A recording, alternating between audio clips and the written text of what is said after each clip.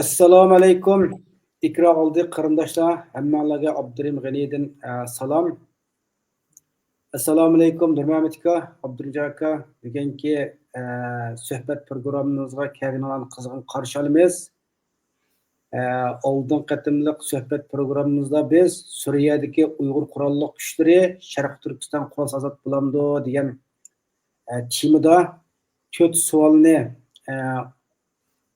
4 savol asosida suhbat elib bordik, munozir qildik. Bu munozirda har ikkalariga yetarli vaqt so'zlash fursati berdim. Vaqt munosabati bilan yana keyingi 4 savol kelib qolganligi uchun u savolni bugungi programmaga o'rinlashtirdim. Shunga biz bugungi programmani bevosita boshlaymiz. Ana keyin bu to'r oldida ko'rayotgan qarindoshlarimizga qisqacha bir eskartish beray. YouTube'da, shundaqla Facebook'da bu programmani ko'rganlarning soni xili ko'p. Nurg'a inkaslar chiqdi. Inkaslarni o'qib chiqdim. Inkaslarga qaragan vaqtlarda ba'zanlar, ya'ni taraf tutgan asosda birisininki so'zini quvvatlasa, yana birisini kamsiz xarakterlik mandaq inkaslarmi yo'q emas bor. Oldingi suhbat programmamiz ko'rdinglar. Her ikkaylan eng yaxshi shakllarda o'ziniki kuzatgan, o'ylagan nuqtasidan bu savollarga javob berdi. Shunga biz insonga bir hurmat qilgan asosda ularning fikriga qo'shilsak, qo'shilamiz, qo'shilmasak bu mandaq o'ylaydi ekan deb bizning fikrimiz bir yerda o'xshash chiqmay qolib qolsa, uningga haqorat qilgan inkaslarni yozish bir yaxshi emas. Bu bir axloqsizlik. Boshqa iloji bo'lsa qilaymi, mahorat qilgan inkaslarni yozmay, dodliqlar o'zimizniki fikr o'xshamaydigan qolib qolsa, fikrni bayon qilsak bo'ladi va yoki ekranga chiqsanglar, munozir yana o'rinlashtirsak, yana ilmiy shakllarda munozir yapsak bo'ladi. Rahmat. Unda bo'lsa bugungi savolniki birinchisi. Davomliq shu diasporadagi Uyg'ur qurolli kuchlari haqida ba'zi munozirlar yoki temalar Facebook'larda o'ttirib qo'yilsa, buningga qarshi nurg'unlagan fikrlar o'ttirib tushib, ulardan bir xil og'rindigan xarakterlik bir kayfiyat mavjud endi bo'lasigida. Aslida mayli Afg'onistondagi Uyg'ur qurolli kuchlari qolsin, yoki Suriyadagi Uyg'ur qurolli kuchlari qolsin, nima uchun Xitoyga qarshi biror harakat qilmaydi? Faqat ba'zida Xitoy bayon e'lon qilib qo'ydi. Nima uchun amaliy harakat qilmaydi deydi. Bu vaqtda sizlarning fikringlar qanday? Nurmamat aka, sizdan boshlandik. Bo'ldi. Va alaykum assalom. Salomingizga javob beraylik. Bu programma qaytilganga rahmat. Xush bo'ldik. Endi biz Uyg'urlar deymiz, endi nima uchun Uyg'urlar nima qildi? Men mayga shunda bir nima o'zim bir nima yozib qo'ygandim. Shuning asosida deydi, ya'ni biz Uyg'urlar o'zimiz g'arib turilib, bu g'arbga kelanmay Suriyaga kirib qolganlarni, mesela qurol tuğanı har xil bana tanqidlaymiz. Tanqidlashimizning sabablari har xil bo'lishi mumkin. Ko'pinchisi biz g'arbning yashash modeli kun ketgachga, g'arbning tinchliklarni hal qiladigan tinchlik siyosatini qabul qilib ketgachga, bu qurol ko'tarish xato deydi. Endi g'arbda qurol ko'tarish xato. Chunki g'arbda qurol ko'tarmaymi, o'zingning fikringni, ideologiyangni, haqqingni chiroyli tinch yo'lda og'il bo'ldi. Yoki so'zlashish, yoki namoyish qilish, yoki bo'lmasa siyosiy tashkilot qurish orqali og'ildi. Lekin biz tajovuz uchirgan, vatanimiz besyunligan bir tuproq, bizda bizning dushimiz Xitoy g'arbga emas, u yuqori deganda Xitoy hech bir dunyoning qonunini, inson haqlari degan narsani tanımaydigan bir vujudsiz bir xalq. Shuning ularga endi qattiq mush kerak. Ya'ni besyunligan bir tuproqni azaq qilish uchun qurol ko'tarmay hal olmaydi. Ya'ni bizning dushimiz bizning vatanga qurolliq kirdi. Ya'ni ular xuddi bizga o'xshash Tanzaniya kirmadi, ular qurolliq kirdi. Qurolliq kirgan dushmanni qurolliq qo'llab chiqamizsak amal yo'q. Shunga yani qurolning bizning qurol tutishimiz Xitoy tutildi, yengish kuchi yetmaydi. Shundaqdimi? Qurol bo'lmasa bo'lmaydigan biz holatda bizning Uyg'ur. Qurol bo'lmag'achqa bugun keldik. Ya'ni bir davlatning yoki bir millatning ronaq tepishi, o'zini saqlanib qolishi uning qo'g'dish kuchi bo'lishi kerak. qo'g'dug'uchi kuchi, ya'ni qurolli qism bo'lishi kerak. Mayli u qabila vaqtidan bo'lsin, mayli bugungi millat oldiga kelsin va davlat shakliga kelsin, chuqur uni qo'g'daydigan bir armiya, qurolli qism bo'lishi kerak. Bir armiya bir davlatning turiga, bir qurolli qism bir millatning, bir qavmning turiga. Agar bu yo'q bo'lsa, turk yiqildi, qavmimi, o millatmi, o davlatmi yiqiladi. Ama xuddi bizning 1944 qurgan 2-chi jumhuriyatimizning armiyasi yo'q bo'ldi, turk yiqildi, Xitoy bizning davlatga kirib xohlaganini qilib, bugungi holga kelib qo'ydi, ya'ni irqin qirg'in qildi. Shuning qurol tutish vatanda mumkin bo'lmadi. Chet eldagi g'arb dunyosida yoki tinch bir yerda qurolli tashkilot qurish mumkin bo'lmadi. Chunki davlatlar xalqaro qoida bo'yicha bizga unday sharoit bermadi. Bermagandan keyin bizning qurolli kurashni istaydigan, qurolli vatanimizda Xitoyda qurolli shaklda qo'g'lab chiqarishni istaydigan ba'zi mujohid jangchilarimiz shunday bir yerlarni, ya'ni qurol ko'rishga mumkin bo'lgan yerlarni Afg'oniston, Suriya, Iroqlarni tanladi. Chunki bu davlatlar hukumatsiz bo'lib qolgan, bir xil ishga qilib qolgan boshqa, har kim kirib qurol ko'tarsa bo'ladigan boshqa va kirib qurol ko'tarib, harbiy bazalarni qilib, chiniqib tarbiyalandi. Endi g'arbda va boshqa biz qo'shni davlatlarda buning imkon bo'lmadi. Shunlashgan biz o'zimiz olmagan qurolni, o'zimiz ko'tarmagan qurolni boshqalar ko'tarsa, tanqidlash, tillash bizning haqqimiz emas, ham salohiyatimiz o'xshamaydi. Yana bir narsa, Suriyaga chiqqan Uyg'urlar, Suriya, Iroq, Afg'oniston chiqqan Uyg'urlar bilan bizning g'arbga yerlashgan Uyg'urlarning kelish manbasi, yashash manbasi va qilish usulimiz o'xshamaydi. G'arbda biz Uyg'urlar Xitoyning bergan qizil pasportiga vatanimizda vizani qo'yg'izib, uchib g'arbga kelganimiz bor yoki ikkinchi bir davlatlar yolg'on pasport bilan kelib, g'arb kelib Rossiya yolg'on hikoyalarni to'plab, siyosatni aqlab, g'arbning marhamati iltifot qilishi bilan biz g'arbga qolib qoldik. Endi Suriyaga kelganlar deydi. Suriyaga kelgan Uyg'urlar ve xuddi 1000 yil burungi turklarning ko'chitib, Anadolu kirgandek Uyg'urlarning ko'chib g'arbga borganidek, u yerga kirib, u yerda urushib, nurg'un badalni qurbonni berib, u yerni vatan qilgandek, Suriyaga Uyg'urlarmi nurg'un badallarni Suriyaga kirib 13 yillik ichki urushda nurg'un o'lim yetib, Suriyada qilish, u yerda yashash huquqiga erishdi. Shunga bizning bizdek yumshoq niyatgan g'arblarning, g'arb Uyg'urlarning Suriyalik Uyg'urni andaq qildi, mundaq qildi deb tanqidlashga haqqimiz yo'q, salohiyatimiz yo'q. Ham nima uchun ular shu yilgacha Uyg'urga qarshi biror harakat qilmadi deganda, ular Suriyaga yerlashganda 10 yildan buyon ular ichki urushda o'zini qo'g'dashlar bo'ldi. To'xtamay Rusning, to'xtamay Ironning, to'xtamay Asadning havodan quruqdan hujum qilish zarbaga uchrab turdi. Ular Xitoyga qarshi biror harakat qilgandek bir fursat bo'lmadi. Ular o'zini qo'g'dash, o'zini tiklash bo'ldi. Ikkinchi jo'grafiyalik o'rni ularning bizning vatanimiz jiroqligi, bu sharoitlar o'zining kuchining tahi yetmaganlik sharoitlardan ba'zi bir imkonlarning yetishmas sababidan bizning vatanga qarshi, vatandagi Uyg'urlarni qo'g'dash uchun Xitoyga qarshi bir ish harakat olib boramadi. Endi ular kichik chet elda qiysi bo'ldi, ya'ni chet elda bir Xitoyni, behuda Xitoyni o'ltirib qo'ygan bo'lsa, mana qildi, u texim ziyon bo'ladi. Uni Alloh saqlab unda bir ishni qilmadi. Vatanga berib, vatanning ichida bir ishni qilishga ularga mumkinchilik. Shuning ularni undaq bir tanqidmay sabr qilishimiz kerak. Endi ular bir azroq o'zini o'ngchi bo'ldi, endi bir pozitsiyaga ega bo'ldi. Inshaalloh bundan keyin qiladi va bundan keyin vatan qarshi urushning oldini sabit mangdu deb men umid qilaman. Rahmat. Abdurajab aka, sizniki bu vaqtdagi o'ylaydiganingiz qanday? Meniki o'ylaydiganim bir ko'p emas. Nurmat Mustafa etraflı enkulemlik bununla düşünce bədi. Endi moda etken çağda hazırki Nurmat Mustafa'nın ki izahatını asas kıtırıp etken çağımızda bizlik onda olsa hiç kandak bir teşkilatını, hiç kandak bir şahsını, hiç kandak bir rehberini tenkit kız hakkımız yok diyen buldu.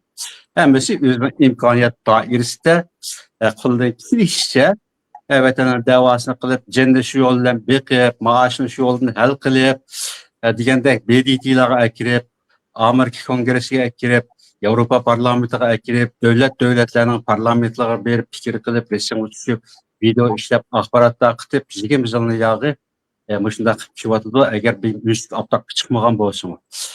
Bu noktada yatkan çağda bizge hiç kandak bir eğitimini tenkit kılış, fikir kılış, olağı teklif beriş, hakkımız yok dedik doğru bildi. Kandak ki 27 yılın yağı kurallık mücahitlerini biz açlardan ümitini kütüp, 27 yılını ötküzüp, ularniki Xitoyga qarshi birer qitim bir harakat ijro qilmaganligini to'g'ri tushunib kelganimizga o'xshashlar.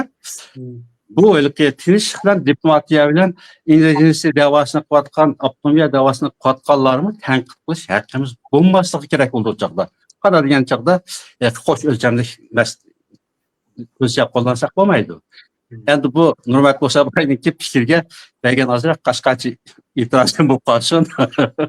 Rahmat, bu yaxshi.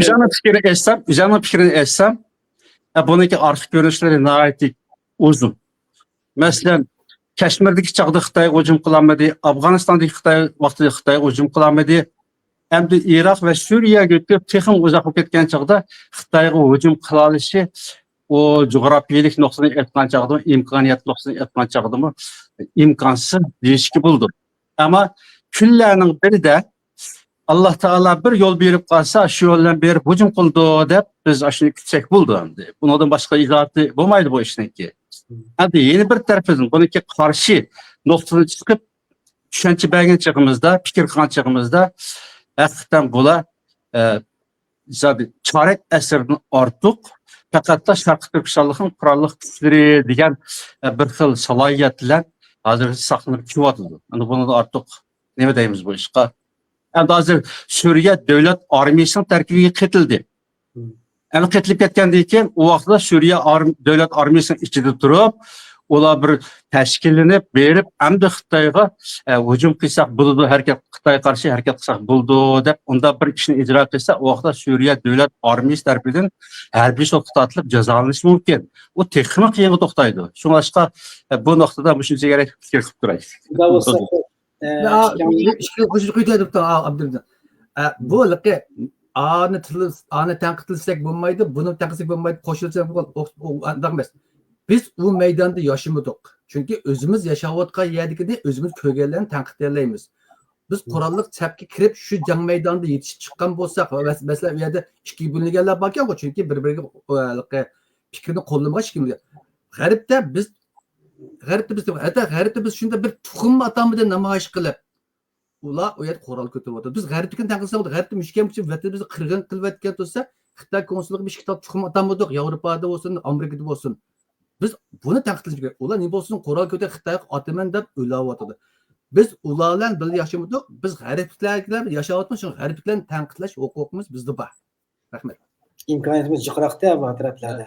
Bu yerda tex erkin hech qanday bir namoyish qilsa, tinch shaklda. Adama so'ng'inki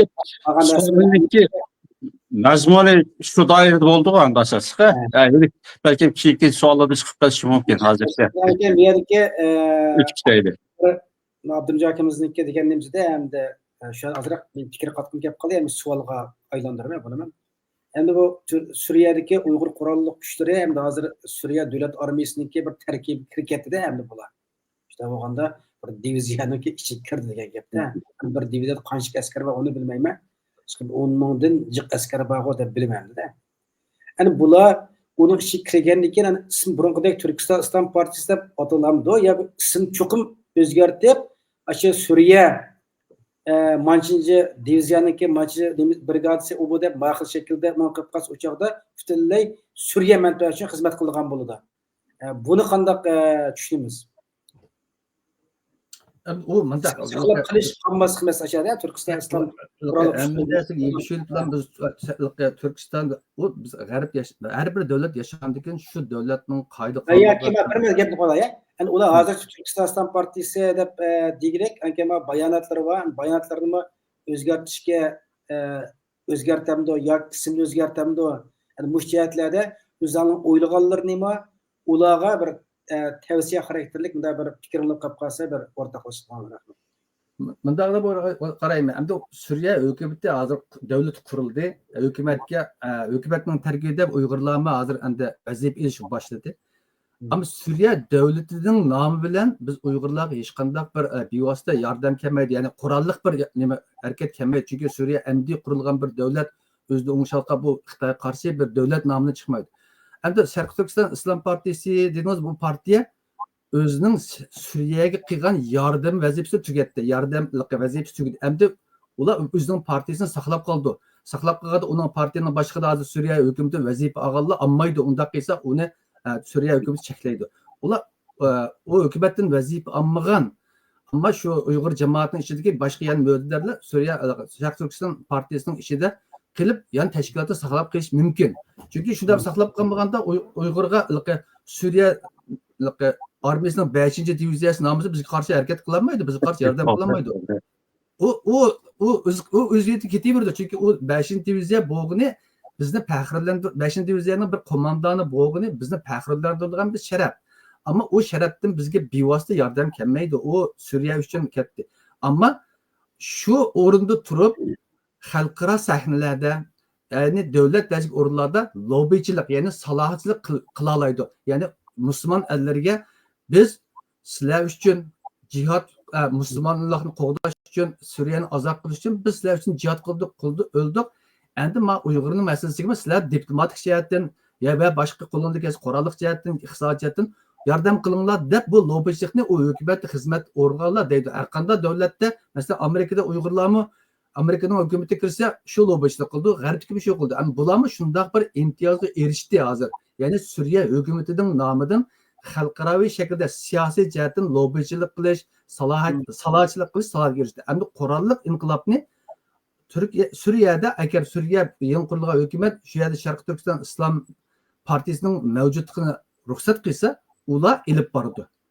Ular balkim Xitoy on terror tashkiloti deb yana Suriya yangi hukumatiga yo'llash mumkin. Ular bir xil shaklda shu yerda o'zining mavjudligini saqlab qolsa, ular shu o'zining nomi bilan xalqarodan olgan yordamlar orqali bizning vatanga qarshi vatan tarafga intilib Xitoyga qarshi harakat qilishi mumkin. Faqat yana bir shart, buni yana bir uchinchi bir davlat qo'llashi kerak, kuchli davlat. Kuchli davlatlarning himoyasi bo'lmasa, Suriyaga besim tushsa, bu yangi ojiz hukumat ularni harakat qilmaydi. Ya'ni Sharq Turkiston Islom partiyasimi agar yangi qurilgan Suriya hukumati Xitoyning va xalqaroning besim tushib qolsa, taqab qo'yishi mumkin. Buningga Bede abzitaqi bir aciz orada yangi qurildi. Buni kelgusidagi Suriya hukumatining taraqqiyoti qarab bizni deyamiz. Rahmat. Abdurjabir sizlarcha bu vaqtga ko'z qarashingiz. To'g'ri. Murat Basabay obyektiv javob berdi, to'g'ri. Onun qabdi davlat armiyasi vazifa olganlar o yerdagi Uyg'urlar hammasi emas, Uyg'urlarki oldidagi qo'mondonlari bir qancha nafar odam, balki qurol tutib jihad qatnashgan askarlarni davlat armiyasiga qatnashishi mumkin. Ama o yerde minglagan prava, ayollar var, cho'nglar var, bolalar var. Ular shu Turkiston Islom partiyasiniki nomida balkim o'zi bir siyosiy yaqinga tashkillanib faoliyat qilib turishi mumkin. Bu bir ehtimollik endi biz hozircha mumkin deb turamiz. Mumkin bo'lmaydi deb o'ylamaydi. Bular hozir bu Yevropa ittifoqidan turli talab qo'yyotdi. Germaniyami o'z oldiga 8 xil shartni qatim o'tirib qo'yib qaytib ketdi Germaniya tashqi ishlar ministri. Bu 8 xil shartniki eng bizga qo'shaqmaydigan tarafi Suriya chet el kuchlarining o'ynaydigan to'piga aylanib qolmaslik kerak degan bir qarang'aki. Endi chet el kuchlari degandan shu bizma Suriya ichidagi Uyg'ur mujohidlarimiz Suriya ichidagi bir chet el kuchi hisoblanadi. Endi bu shunday bir mujmal qaranglar bor. Bu ham bir kelgusidagi ahvol. Shu kelgusi degan chog'da o 30 yil chiqamiz emas. Yettinki 1-2 yil ichida bu oydinlashishi mumkin. Bularniki praviy shaklda Turkiston Islom partiyasi degan bir siyosiy faoliyatini mavjudligini saqlab qolishi yoki o'rnidan cheklanib davlat armiyasiga qaytilganlar Suriya davlat armiyasi bo'lib, davlat armiyasiga qaytilmay puqro to'g'anlar Suriya puqroshi ketib yana Xitoyning ichki ishiga aralashmaydigan degan bir cheklama bilan cheklama uchrashi mumkin. Bu ehtimolli emas. Hozir biz kesib bunga bir narsa baho berishimiz pek baldirib qoldi. Rahmat. Undan qolsa, shuna birinchi savol tugidi. Ikkinchi savol.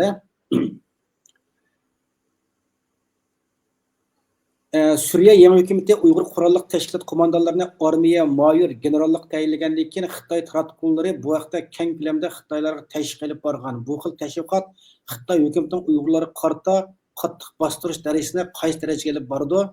Xitoy fuqarolarining Uyg'ur xalqiga bo'lgan o'ch elishidan qanday saqlanib bo'ladi? Bu Xitoylar bu hamda bu nimalarnikini. bilib qoldi. Bizga qarshi zulm, vatandagi bostirish bu bashini e'lon qilmasdan bo'lgan. Hozir biz Uyg'urlar ko'rayotgan zulm bu dunyoda hech yerda yo'q. Tangdashsiz bir zulm ko'ryapmiz. Endi bu 5 yoki 5 yoki 10 Uyg'urni Suriya hukumatining oliy rahbarlari qo'mondon shtabida qilib qo'ygan Xitoy u yerda bizim aşırı Uyg'urlar texim zulm bo'ldi deyish bu vaqtda hech qilmay jim yot deganlik bo'lib qoldi. Bu vaqtda Xitoy baribir biz jim tursaqmi o'ltiryotdi, mansaqmi o'ltiryotdi. Shuninga buningdan bek ansirab ketish, vatandagi Uyg'urni anda qo'ydi, manda qo'yib, unda ansirab ketish to'g'ri. Unda ansirab kelsak ish qilmasa bo'ldi. Vaqtda Xitoy biz bala ish qilmada turniklarni qo'yasi bo'ldi. Lekin Xitoy unda qilmaydi. Xitoyning maqsadi bizni yo'qtish, bizning maqsadimiz qutulish, ozod qilish. Shuninga qo'limizdan kelgan chora tadbirning hammani ayamasdan qilish kerak. Xitoy qarshi qanday harakat qilsak, qanday ish qilsak, ana sizdek bizga halol. Chunki Xitoy yaxshilikni, yaxshi gapni tinglaydigan xalq emas. U tayoq qipi. Shuningga Suriyadagi bu 5-6 Uyg'urning vaziyat ap qilishi bilan Xitoy bizni texmi jazolaydigan bo'ldi. Xitoy Uyg'urlar texim bisim oshiradigan bo'ldi degan gap bu o'zidan yukish, o'z-o'ziga ishonch bo'lmasligi, qo'rqinchligimizning ifodasi bo'ldi deb o'ylayman. Rahmat. Abdullah aka, sizningcha buningga qo'shimcha qildiganingiz yo o'xshamaydigan fikrlaringiz bormi? Endi bu Xitoy degandanki hech nima qilmasa, hech nima qilmagan chog'da, hatto namoyish qilib chiqmagan chog'da sen nimishqa namoyish chiqmaysan, nimishqa tish yuriysan deb jazolaydi. U Xitoy degandanki shunda iflos bir xalqki Xitoy xalqini tatib hukumatiga ochamiz o'xshash. Ular iflos. O Suriyadagi 5 mujohidlarniki u yerda bir qo'mondon bo'lib qolish emas. Shu odatda bir shundoq yumshoq faoliyat qiladigan Xitoyning davlat ishidagi kishilik huquq talab qiladigan tashkilotlarning o'ziga terrorist deb qalpoq kiydirib, yo'llarni bana qilib o vatandagi qarindoshlarimizga sanmagan zulmi qanbidi. Rabiya xonim 2005 yil Amerikaga chiqqan chaqning o'zida Xitoyga nurg'un va'da berib chiqibdi ekan. Men hech qanday ishga aralashmayman. Agar aralashib qolsam, Sharqiy Turkiston milliy bilgimchilarini bitchit qilib beraman deb va'da berib, videoni qashlab tushib chiqibdi ekan masalan. Shu Rabiya Qodir xonim chet elga chiqib, Xitoyga bo'ysunmay, ashada vatan millatning davosini qilib, yig'lab qaqshab yurganga oshnanga Xitoy hatto vatanda Uyg'urlarning yangi tug'ilgan qizlarga Rabiya deb ism qo'ysa, shuni cheklab, nimishqa Rabiya deb ism qo'yding deb shuncha zulmchiliklar. Endi u Xitoy zodi bir banani topidi. Tepib zulmni soladi. Endi bu yerda 5 Uyg'ur u yerda qo'mondon bo'ldi. Sen Uyg'urlar mushunda askiyada xalqimizga zulm qilib kelsa, u Xitoyning o'ziniki xarakteri, o'ziniki belgilangan siyosiy, uningga biz oldini olamaymiz. Biz uning oldini qanday olamiz degan savolingizniki bu mazmuniga kelsak, endi biz hech nima qila olmaymiz. Biz berib Suriyadagi shu 5 qo'mondonni tortib chiqarib, shu o'rnidan sen tashiya miltixni deb tashiltib bersakmi, u Xitoy qopib, bularni texin boshqa ish qilmoqchi hozir endi o davlat mudofaa ministrligidan olib chiqib mujohidlarni, munsurlarni endi to'plab texin boshqa ish qilmoqchi deb yana soldi zulmni. Shunga biz o vatanning ichida Xitoyning qilayotgan zulmlarning oldini olishga bizning qo'limizdan kelmaydi. Ana buni so'rashga maqsad bir nim qo'shib qo'ydik. Hozir men naqmish Xitoylik nimasi Mesela tüngen birini anlap kaldım. Gulcu'nun bir yezisida ikki qo'shkizak Uyg'ur varken yaşlı jigit. Ular da şehir nüfusu iken yezidan yayilib 2 yilda shahar kirmay yezida o'zining etsizlik ishlab jonta qishda qilibdi. Kelsa saqchi tekshirib 2 yillar nima shahar kirmay deb ularni 5 yil kesibdi. Vallahi shunday tursa. Bu shahar kirsa nima shahar kirding deb yo'l tekshirgan. Ular shahar kirsa Xitoyning tekshirishda 5 yil yezida yashaydi deb yashagan bo'lishi mumkin o'zining yezida tuproq ishlab. Hem 2 yil shahar kirmasa bu yezid nima ish qildi 2 yil kirmay deb so'lab qo'yibdi. Ular dehqonchilik qildi, yer terdi, o'qildi desa, unchalik shahar nima shahar kirmay, shaharda nüfus tutsam shahar kirib o'zingni sizning og'izimdan degandek bahona bilan ular 5 yil so'lab qo'yibdi. Men Xitoy bu jim yasam so'laydi. Go'gi so'lab qo'ygan, gördükini ko'lab, o'liklarni boshqa o'tkazib olqansa bu Xitoy tiriklerimizga aman beramda.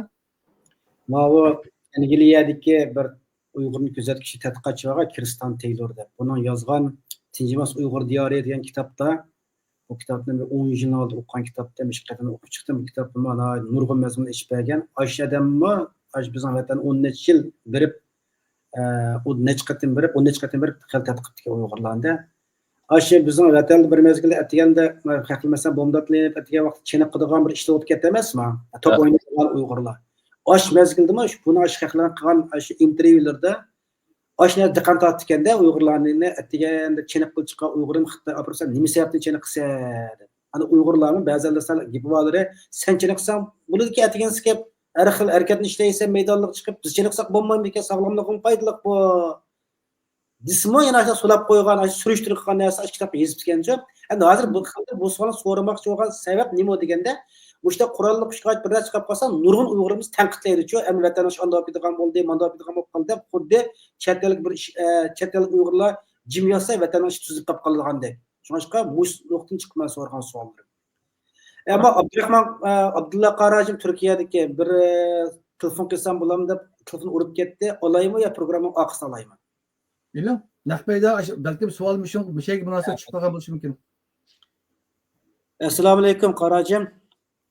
Va alaykum assalom va rahmatulloh. Nahmaydan qilyapmiz. Nahmaydan hozir shu gap qilayotgan sizlarga keldi, shuni to'xtatdim. Savol olib qolsa qisqaroq desizlar. Ikkalam anglab Nahmaydan ulandi hozirmi telefon. Tamam, men bir emas 3 minut ile 5 minut atrofida men bir fikr qatnashdim. Abdurahimjon do'stimning uzoqlab ketdi degan anglayapman emasmi? İşte o'zini bir tunishtirib qo'ysa ekrandagi qarindoshlar bor. Tamam. Xo'sh, boshlasizlar.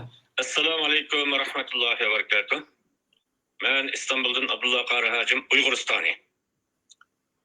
Yana Nurmamat Musabay, o'zlari, Abdurahimjon do'stim, barliq anglayotgan qarindoshlarim, hammalarga Allohning go'zal salomlari bo'lsin. Va alaykum.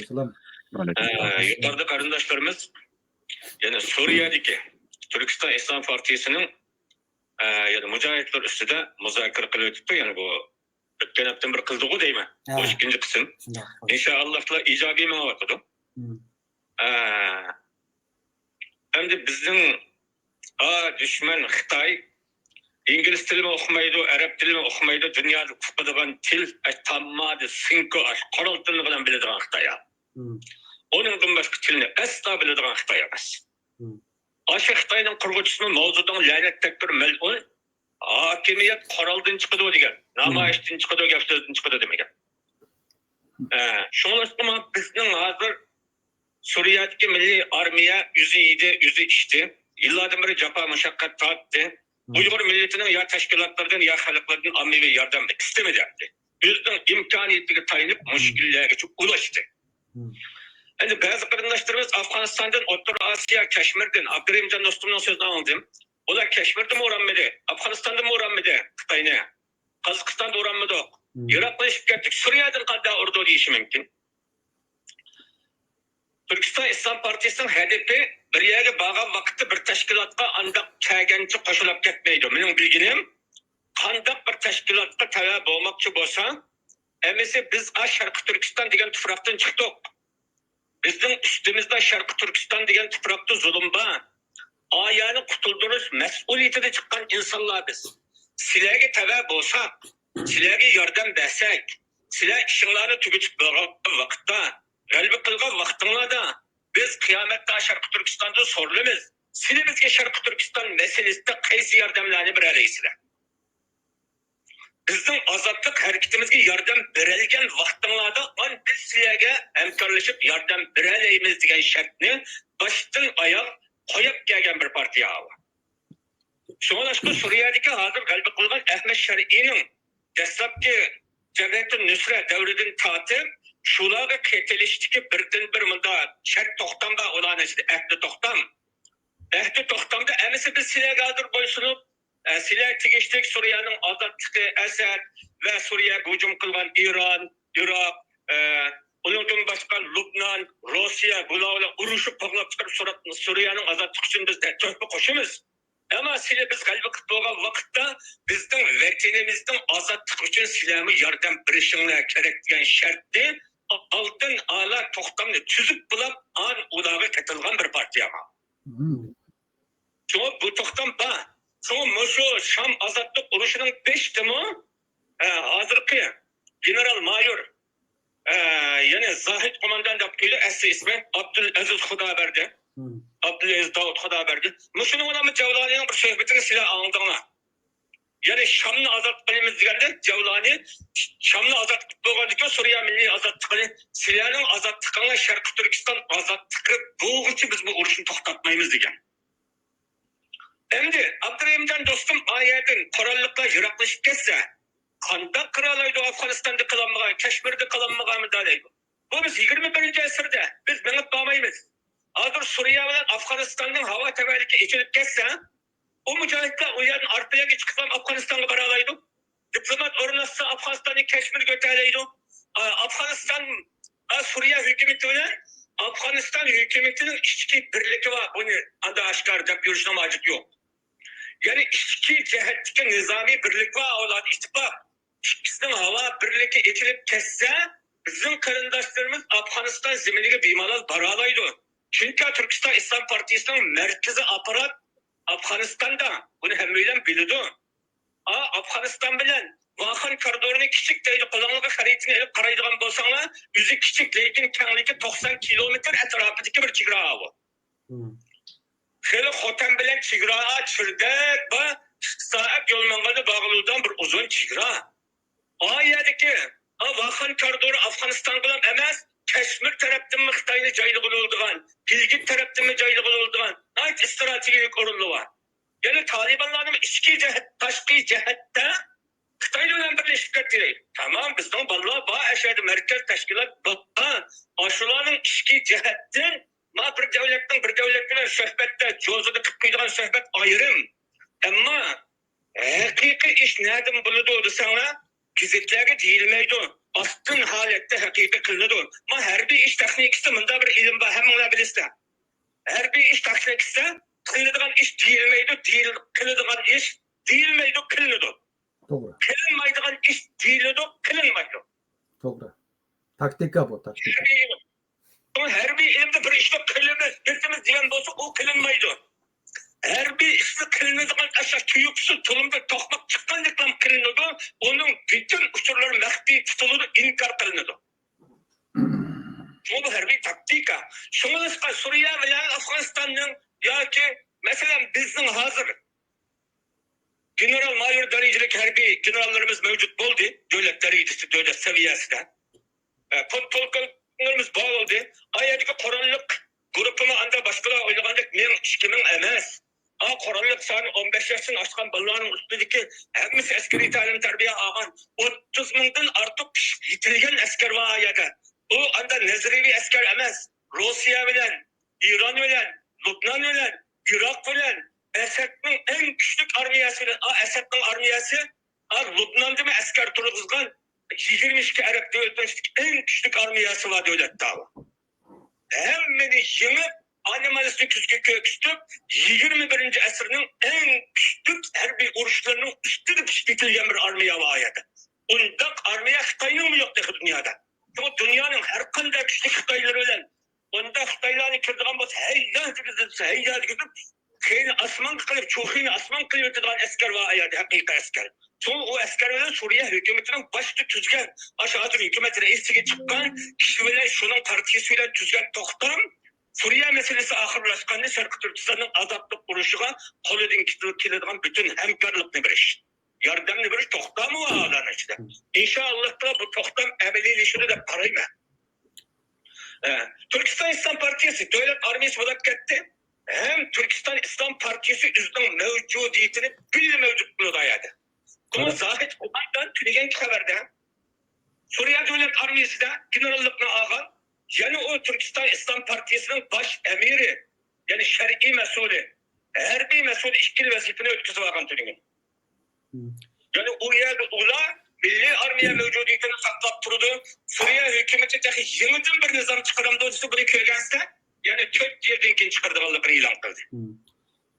Bu yerde çıkarılan kanun resmi nizam bir yerde sözüdüğün nizam Türk yerden kim bulur? Türk yılgıçlar ayrıca bizden Türkistan İslam Partisi yani Şarkı Türkistan Milli Azaplık Armiyası inşallah Teala bizden şu İkinci Cumhuriyetimizde yok, askerimiz yok tutup anda 10 bin, 20 bin, 30 bin kişilik armiya Uyghur tarixida tunji qatim tashkillangan bir armiya endi. İnşallah bu armiyanın yuqori törenler rehberleri bilan men ko'rishgan vaqtning o'zida ular Allohning nomi bilan qasam bütün hayat mamatimiz vatanni ozod qilishdan boshqa birinchi hajati yo'qligini qasamyat bilan men ahdlashganga shohid bo'lgan shohidlardan birisi. Şunu ular vatanni unutib ketganlar emas. Vatanni ularning cho'ng bo'lsin, kichik bo'lsin, vatanning urushini qiladi. Endi har qanday urushni shu sohaning odamlari qiladi ekan. Endi davlat darajasida Suriyadagi eng chong 5 diviziyaning Suriyadagi 5 chong harbiy generalning birisi bo'lgan harbiy general endi qanday imtiyozga erishadi desanglar, Turkiya harbiy taraf bilan, NATO bilan, Amerika bilan bizdagi himoya beradigan, Sharq Turkiston urushini qo'llaydigan har qanday davlatning harbiy olimlari bilan suhbat ustida maxfiy holatda o'tirib, vatanimizning ozodlik borasida beradigan yordam, isbotlash, yordam chaqirish, vatanimizning urushini davomlashtirganda xalqaro diplomatiya askariy yordamlarda qo'llash doirasidagi diplomatiya suhbatlarini endi amalga oshiradigan bir harbiy olimimiz bor bo'ldi degan gap. Qarajim, rahmat gapini kesyapti. Hozir 10 minutdan ortiq so'zlablar. Sizlar bu vaqt ayrim bir program qilsak qanda vaqt ham uzrab ketdi ekan, bir savollar so'raydigan shu to'g'richa. Shundoq esnaq bo'ldiki ayrim qarajim shu. Bir Ondan ayrim bir so'zlab tashlab ketdik. Bu jiqtimlar ekan. Bulamda to'g'ri tushunasizmi? Şunu ıskadırmamak musabay. Abdurrahimcan dostlarım. Hemen Allah'ın rahmeti olsun, salamları olsun. Rahmet. Aleykümselam. Selbi haletimiz bunun iki kolumuzdan kes kolumuzdan, tilimizden kes tilimizden, duayımızdan kes duayımızdan, iktisadımızdan kes iktisadımız haleti de kulağı yardım bir kollaşıyla birlikte ulanın vektel oluşunu kılış barısında takımı ilham, takımı rıgbat barışınları ümit kılma. Rahmet. Şuradan aleykümselam ve rahmetullahi ve berekatuhu. Rahmet. Abdullah Qarajimdan Allah razı olsun o'zining fikrini o'ttirib qo'ydi bir kuzatuvchilar bilan. Endi gap qilsak yana uzun bo'lib ketgan tema. Bu Qarajim bilan ayrim bir to'g'risida bir suhbat qilamiz. Qani unda hozirgi yangi nimamizga kelaylik. 3-savolimiz bor. 3-savol keldi. Dunyodagi davlatlar Uyg'urlardan foydalanish, Uyg'urlarni Xitoy hukumatiga setish orqali Xitoydan savdo jihatda manfaat olib kelyapti. Chunki siyosatning oldida eng avval iqtisodiy manfaat turdi ekan. Bu hammamizga ayon bir siyosiy reallik.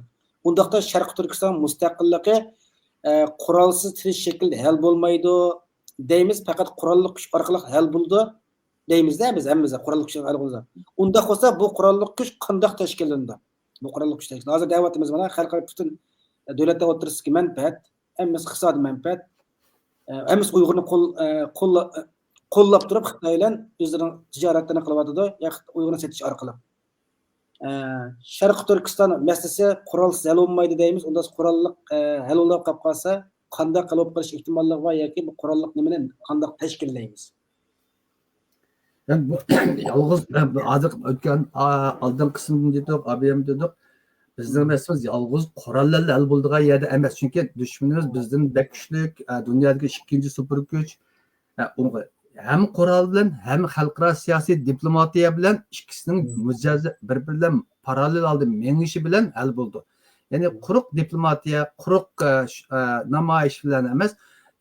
Yani quruqlar bu Suriyadagi 30 ming bo'lsa, 50 bo'lsa bu askar bilan yoki bu askarni yo'tga bopirib bizning vatan akirgansekmi, u 50 ming askar bilan Xitoyni urushlar.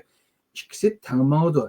Ya'ni xalqaroning bizni qo'llashi, bizning siyosiy tashkilotimiz xalqaroda diplomatik siyosiy faoliyatni olib berishi, jang maydonlarida bizning askarlarimiz Xitoyga qarshi zarb berishi, Xitoyni ojizlatishi, Xitoyning aram bermasligi bilan söhbət ustalarına əkilişki mecburlaydı bir gün olmasa bir günü.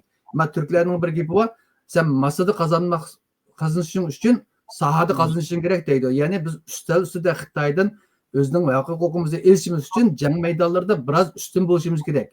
Yani 1944 yıldaki inkılapımıza ne için Xitay'dan biz söhbətdeki 11,9 degende biz Manas kısıtlap bağışqa yani jangda yengeçke Xitoy bizden sürli salağı düştü. Şu vaqtda Xitoy urushalaydı, urushni davomlashtirolmaydi. Çünkü 100 ming yaqin askar bor, yani kilovatga askar bor. Lekin şu qurbanning bermaslik uchun Özünün bizning qo'llayotgan akimiz Sovet ittifoqining salosi bilan biz suhbatga kirib qoldik. Xitoy shunday akirdi. Bizning bundan keyingi urushimizda hal qilishda ham siyosiy ham harbiy harakatimiz teng ilib berilganda ma'lum bir yerga borganda biz suhbatga kelishga Xitoyni majburlaymiz.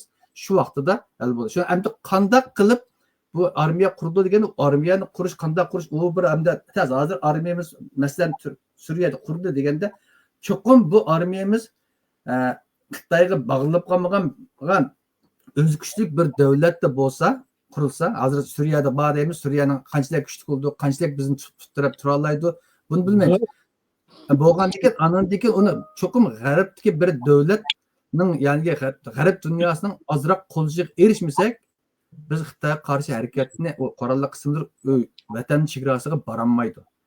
Abay abiyan qarajim dedi aeroplan bilan bir kecha Afg'oniston uni men 2021 degan agar amerikalik bir Turkiyaning bir xabar taqilgan Amerika Suriyadagi Uyg'urlarni vahangarda o'tkazdi degan. Agar shundoq Amerika ya g'arb davlatlari ya kuchli bir davlat bir qo'llasa bir kechada bizning Uyg'urlarni aeroplan bilan biz uxtatmay bizning vatanga olib bora oladi. Shuningga cho'qim bir davlatningki kuchliroq bir davlatning qo'llashiga himoyasiga erishishimiz kerak deb qarayman. Rahmat. To'g'ri. Abdurjak sizning shu vaqtida o'ylaydiganingiz qat'igan. Meniki o'ylaganlarim, beshim o'tganlarim, izlanganim hammani qo'shib desam shu bizniki hozir oldin tayyorlik qilib turmaymiz deganiga izlanmadik. Masalan, bu siyosiy da'voning siyosiy qanoti hozirgacha mayli mustaqillik uchun biz kurash qilamiz deganlar bo'lsin, mayli inson haqlari kishilik huquq uchun kurash qilayotganlar bo'lsin, bu hech qaysi iqlim asosan izlanmadi. Qurolliq bir baza hal qilish, qaysi davlatning qurolliq armiya turg'izishga imkoniyat hal qilamiz degan asosliq jon tikib bir izlangan bo'ldi. O iznibga Hindistonga berib ketyaptim. Paloniya berib Pakiston afandim degandek meki degan gaplar emas, rasmiy tashkillik holda Dünya Uyg'ur qurultayidek yoki Istanbuldagi ma'rif tashkilotidek yo Sharqiy Turkiston surgundagi hukumatga o'xshash mandaq e'tirof qilinayotgan xalq tarafdan e'tirof qilingan g'arb dunyosida e'tirof qilinib ko'zga kelayotgan tashkilotlar, cho'ng iqimlar buni asosan iznib baqqanligidan bizning mening xabarim yo'q. Endi bizga apandini berib Hindistonga berib Qirg'izistondan Pokiston doktorlar deb. Mana gaplar mish gaplar. O yo'qki shaxsiy nomidan bir 4-5 nomidan berib harbiy baza qurmaydi desa, uni hech kim hatto qo'lga turmush sulab qo'yish olmaydi. Va makina gapirishilmaydi. Bir tashkiliy salohiyat bilan berish kerak bunday bo'lgan chog'da. Bu bir masala. İkinciden hem de bu Suriye'deki 27 yıllık mücahitler nurg'un ishni 5'ini o'tkazdi. Abdullah Qarajim 30 ming Bağdat'ı mayli 30 ming bitgan shunda bir yaxshi. Ularning o'zi hozir naq askar bor. Hozircha aytgan chog'da askar bor deydi. Askar bor. Ham bunga yoki NATO davlatlari NATO'ning markaziy organidan yoki Amerika o'xshash Amerikan deyli masalan mushtiq bir yerlik ega bo'lib hamda Xitoyga qurolli otishganlar biz hamkorlashimiz demoqchilik onda chaqchiq u yerga xalqimizning norozi bo'lib Suriyadagi 27 yillik mujohidlar Xitoyga bital o'q atdimi deb norozilig'iga o'xshash o bir o'q etib qo'yganga ish tanlatmaydi. Texim ig'ir fojia kelgiki Abiyam Nurmat Mosabay deb o'tib ketdi-ku. Onda bu yerdagi kaskan Xitoyni o'ldirib qo'ysa, uniki istek so'rag'i ig'ir bo'ldi deb.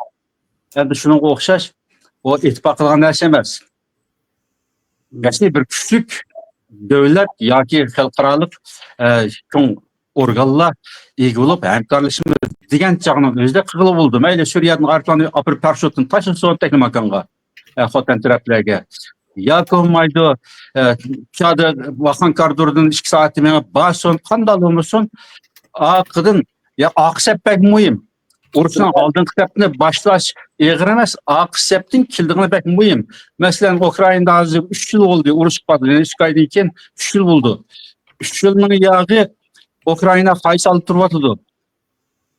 Aqsabdan vaqtida shu vaqtida urush boshini bir 2 oy qolmay, aqsabdan shu g'arb davlatlar yordam bergan bo'lsa, bugungi holga tushib qolmaydi Ukraina.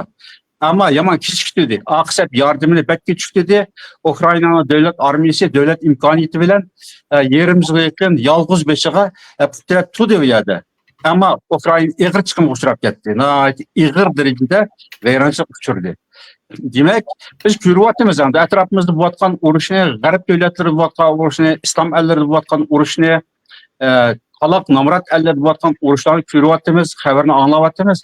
Ama onda malum bir partizan güçlü toplumda çıkıp lan Allah depli etipli kıptığa işemez bu. Bu biz oruç kıysak yani oruç kıyıp Kıtay'ın okulda ülük kitimiz, cennetke kitimiz. Aşı dozak ayını ketip kalma. Vatanımızı, aşı halkımızı kurtuluş üçün, uyardı müstakil devlet kuruşu üçün oruç kılışımız gerek oruç kıyganda. Onda oruçka hakikaten küçük devlet ilgi olmağıçılık o kurtuluğa işemez o. Benim fikrim şu. Hem de yani bir sual gap kaldı kılınmağında. Vatanımızda Şarkı Türkistan coğrafyalik orun cihette Şarkı Türkistan şimalda Mongoliya, Altay tağ boylarda Rusya, Harbi Şimal ve G'arbda Kazakistan, Tacikistan, Kırgızistan, Pakistan, Afganistan, Himalaya tağları arkalık Hindistan'dan çigirdaş bulup Şarkı Türkistan'dan çigirdaş bu 8 devletinin hemmisi Xitayning en sadık dost devletleri buluş bilen birge yine Xitay başçılığındaki Şanghay Hemkarlık Teşkilatı'nın a'zalari. Uyg'urlar bir az paylık orun şaratiga degan devlet Afganistanmı növbətdə Xitay bilan yaqin münasibət o'rnatib, Xitoyga qarshi har qanday tashkilotning Afg'onistonda bo'lishga yo'l qo'ymaydiganlik to'g'risida bayonot bergan. Mana shunday murakkab ham Xitoyga ko'p payliq bo'lgan bu xil jo'grafiyalik o'rin va siyosiy diplomatik sharoit ostida Uyg'ur qurolli tashkiloti Xitoy hukumatiga qarshi qurolli kurash qilish imkoniyati ega bo'la oladi. Mana bu sualingizning o'zi bayatniyaga talishayotgan nima uchun bu necha minglab Uyg'ur mujohidlari Xitoyga bir zarb beramidi deganga bu savol o'z javob. Chunki bizning chegararimizda Xitoy o'zining deyishi uchun 5000 yillik tarixiy bir davlat deydi. Nima bo'lsin 1-2 yillik davlat tarixi davlatlik tarixiy bir xalq emasmi?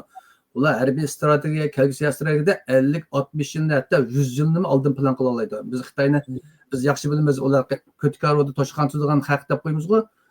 Ular bizning Uyg'urning chet eldan shunday kuchlanib Xitoyga qarshi qurolli qirdig'imizni biz bu urush qilamiz deb o'ylamagan vaqtdan boshlab 80-yillik qurib bo'lgan. Shuningdek chet elga o'tirasa chiqib diplomatik bo'lsa kuchlar bu yerdagi hokimiyatlarni setib oldi, oxiri Shanxay 7sini qurib o'zining g'arbiy chegarasini qalqon qilib qo'g'dib oldi. Yani hatta Tacikistonga shunday bir mujohidning kap qilishidan qo'rqib Vaxankardan Tojikiston chegirishib tunchi Xitoyning harbiy kuzatish pont qurdi. Yani harbiy baza yasab Tojikistonning tog'li qismiga Vaxankarga qarab. Eşedin favqulodda Vaxankardan mujohidlar bizning vatanga o'tib qolishini to'sayman deb Tojikistonda harbiy bazasi bor tog'li bo'yda.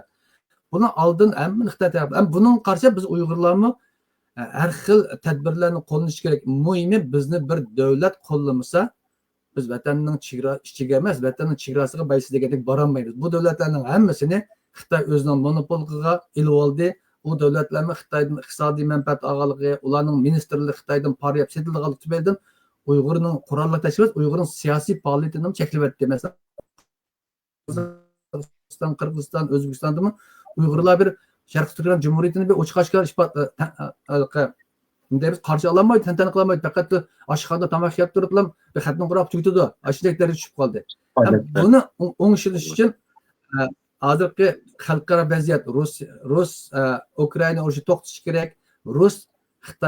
Rusning g'arb bilan yiqilishi bo'lganda Xitoy qarshi butun g'arb blogining Rus bilan birlashib Xitoyga qarshi turgan vaqtlarda avtomatik holda bizning chegaralarimizni azroq bo'shaydi. U yerdagi chegaradagi xalqlarmi bizga azroq yetakchilik qilishga boshlaydi. Masalan, Turkiyaning Turk Turan birligidan operatsiya kirishimi bizning kelgusida bizga yordamning bir bishorati, lekin Xitoy buning qarshi tadbirini oladi.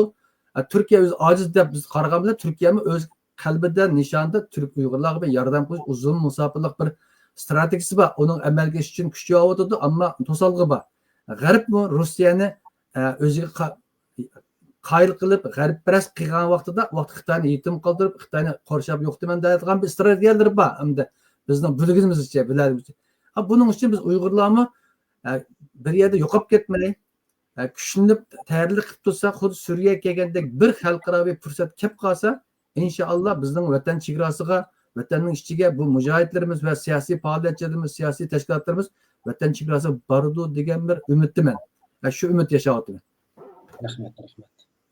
Abdurjon aka, sizniki qanday ayrangiz bormi? Ya bu to'g'ri obyektiv javob bo'ldi. Buning ortiqcha talash-tashvish qilg'ayri yo'q. Qo'shilaman bu fikrga.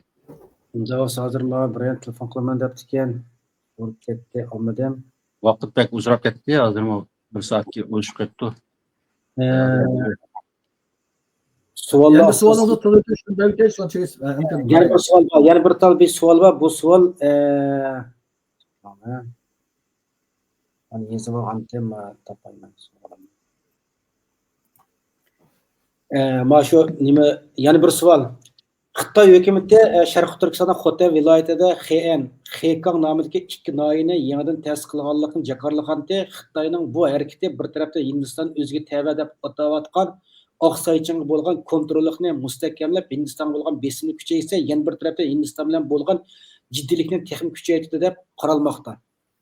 Ko'ryapmiz hozir Xitoy ham tunji qadimizning Sharqiy Turkistonning Xotanda mana ikki shahar qurdi. Butunlay Xitoy shahri ismidan tortib Xitoycha. Bu hamda Xitoy bilan Hindiston o'rtasidagi jiddiylikni kuchaytirdi. Hindiston bundan qarta o'zining andisini bayon e'lon qildi. Xitoyning bu taktika nisbatan. Bu yana Uyg'ur bir fursat eklamdi, hamda Hindiston Xitoyga qarshi. Bu shaxtda Islomga Xitoyniki Sharqiy Turkistonda ikkidani Xotan shahrida ikki yangidan noyin ta'sis qilishiga siz qanday qaraysizlar? Buningda Hindistonning buningga o'ktib ketishi, nayaning birsi talash tartibda Hindiston e'tirof qilgan Oqsaychinga tava bo'lgan bir yezini naya qo'yibdi. Shuningga Hindiston chunki u talash tartibda hal bo'lmagan masala deb qaraydi.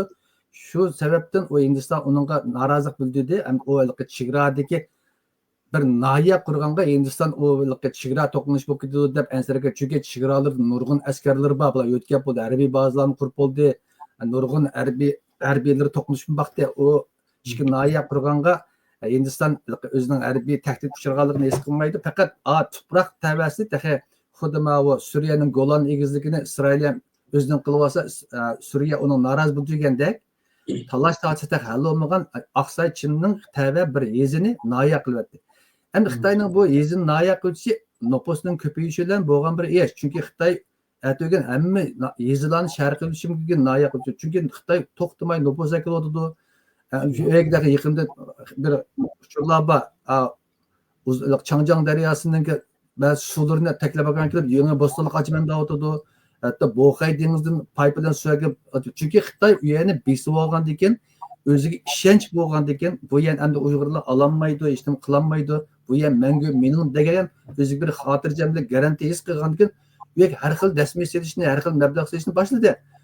Bu ishga yezni noya qilish shundoq proyektlarning birisi nopus ko'paydi, o'ziga ishonch paydo bo'ldi. Bu yerda Xitoyga qarshi qarshilik kuchlar yo'q bo'ldi. Unda olganki xotirjam shahar qurdi, noya qildi, harbiy baza qurdi, suv o'tkab, dehqonchilik maydonini bozgan kengaytirib Xitoyning qildi. Buningga deymiz Hindistonning uni qarashib turadigan bir kuchimi yo'q. Uni to'satma qololmaydi. Chunki u Bisvolgan xuddi Oqsaychinni xuddi bizning sharqdan Bisvolganda Bisvolg'aye, uni Hindiston birini deyolmaydi. Agar deyilsa harbiy harakat qo'llanish kerakda. Biz Uyg'urlar unga texnik deymiz. O'zimiz bir ojiz, o'zimizning ota-onasini qizlarimizni o'ltirayotgan, uning bizni deyotgan Uyg'ur bir ishga yezini noya qilgan biz nima deyolmaymiz? Amal yo'q. Xitoy kuchli, uning qarshi biz shunga tadbirli bo'lishimiz kerak, kuchlanishimiz kerak. Xitoyga to'xtamay, men dedim-ku, Uyg'ur qurolli kuchlari bo'lsa nima qiladi? Uyg'ur qurolli kuchlari burundan bo'lgan bo'lsa, hozirgacha 20 yilda Xitoyga to'xtamay ushaq indaq bir parakanchi qilib turgan bo'lsak, Xitoyning o'lposi bugungidak bunda ko'payib ketmaydi. Bugungi bu noya qildigan yezlar yezbit qolaveradi-da. Bugun bu balkim qismi, ya'ni 50-60 yildan qilavog'ida agar biz kuch elishamisak. Ama tez bo'lib ketdi bu noya qilishi. Hozir ba'zi videolarni ko'ramiz, Shinxa, Shoya, Taklimakanning o'ttirdagi yezlarmi bir shaharda bo'lib ketibdi. Egiz binolarni silib, xuddi burun biz ko'rgan Urumchida bo'lib ketdi. Demak, Xitoy noposi ko'payib ketdi, o'ziga ishonch paydo bo'lib ketdi. Unda olganki bular qildi. Chunki biz qarshilik ko'rsatmadik, ularni oldin to'sayolmadik. Ularga bir to'xtama, ya bizning undaq mayli yashamaysan degan bir qarshilikni sizlarga beremidi? Onda Xitoy qiladi, qilmay nima iloj? Bizda nima iloj? Mana shunday qarayman. Xo'sh, Abdulak sizning bu vaqtga Bu savolniki mazmuni, ya'ni Hindiston boshlig'iga bir qarshilik ko'rsatib, Hindiston Xitoylar- Xitoy Sharq Turkiston Xotan viloyatida Xotan shahar 2 dona noy tasqiqandan keyinlarki bu Hindiston buningga bad e'lon qilmoqda, ham o'zi kelgisi tahdid shu endi hozirgi savolning mazmuni shu yerga ketadi. Mushtum qanday qaraysizlar? Ha. Hozir Nurmat Musabay deb bo'ldi qarshini. Endi men qarasam buningga yo'q. Nurmat Musabay nayki ixcham bir oldida o'tirib qo'yib, keyin ishlarlar boshqalar ketib qoldi. Uncha biz qarshilik qilmadik qilishini yordam berdi. Xitoyning ishi ketib qoldi. Qo'shni shu savolning ustida to'xtalsak, masalan, hozir Hindiston bilan Xitoyning orasida ziddiyat ulg'aysa, bundan bir majra kelib chiqsa, buni Uyg'urga qanday bir foyda, ziyon kelib chiqadi degan mazmundagi savol bu.